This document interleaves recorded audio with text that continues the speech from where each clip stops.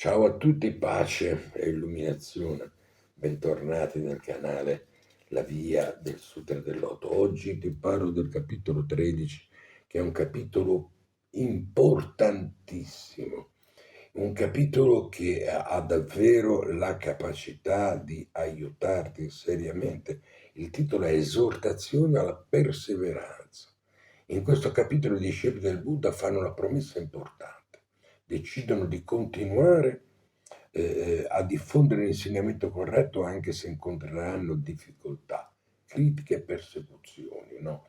Quando è inevitabile, no, questa cosa qua, quando si cerca di vivere con sincerità e di portare speranza agli altri, inevitabilmente si incontrano ostacoli, ma proprio in quel momento si costruisce, diciamo, una fede forte, autentica, e questo è il fulcro del buddismo. No? I discepoli del Buddha comprendono che diffondere un insegnamento che risveglia la dignità delle persone non sarà facile portarlo, perché molti criticheranno, molti li prenderanno in giro, molti non li comprenderanno, eppure promettono: non ci tireremo indietro i discepoli. Questi sono i discepoli.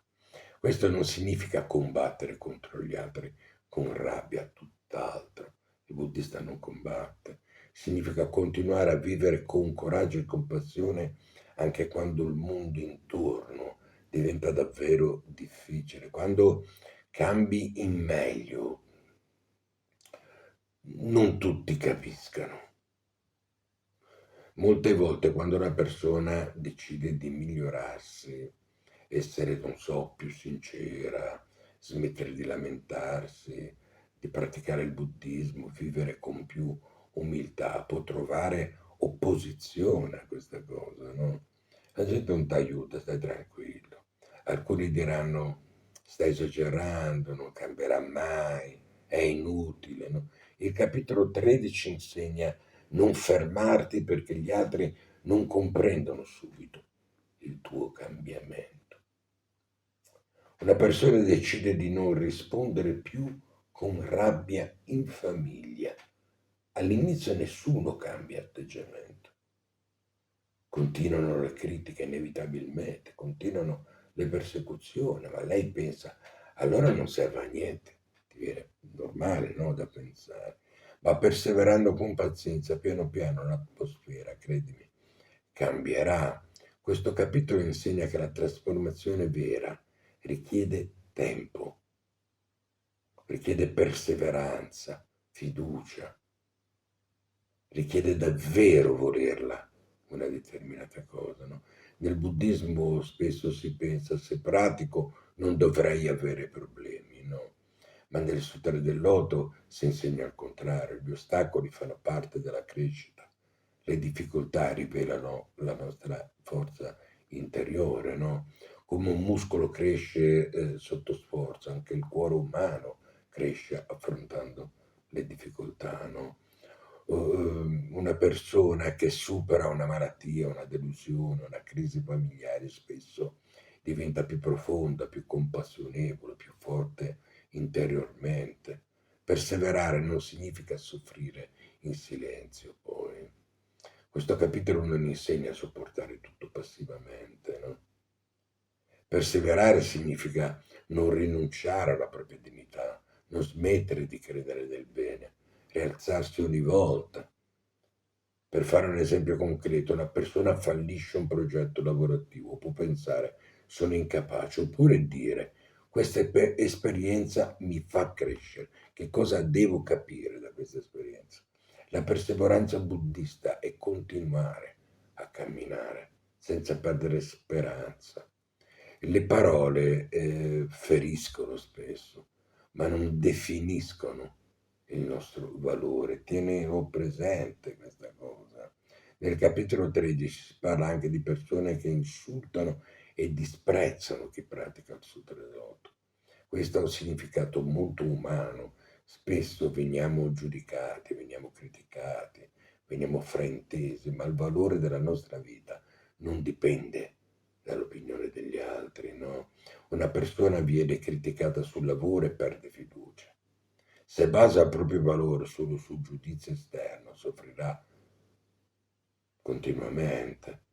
Il buddismo però che cosa insegna? Che la dignità della vita esiste già dentro di noi. La pratica serve proprio a ricordarcelo, no? Il cuore del capitolo 13 qual è, in sostanza? Che dice che il vero praticante non è una persona perfetta, è una persona che cade, è una persona che soffre, è una persona che ha paura, ma continua comunque ad avanzare.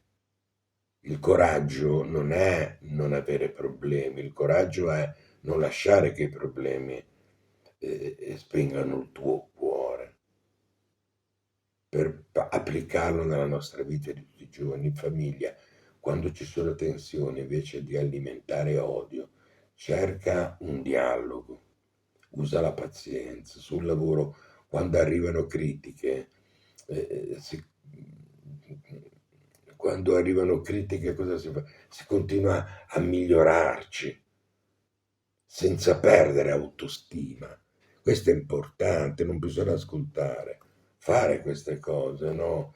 Nella pratica buddista, anche quando manca entusiasmo, arrivano dubbi, sembra che nulla cambi, si continua a pregare e ad avanzare un passo alla volta, non faglie a ribotte. In conclusione, nel capitolo 13 del Sutra del Loto, il Buddha insegna che la fede autentica si vede nella perseveranza, non conta non cadere mai, conta rialzarsi, mantenere un cuore sincero, continuare a credere nella dignità della vita. Il messaggio finale del capitolo può essere espresso così: le difficoltà non sono la fine del cammino, spesso sono il luogo in cui nasce la nostra forza più grande. Mi raccomando, ricorda bene l'insegnamento di questo capitolo, perché è fondamentale, è fondamentale.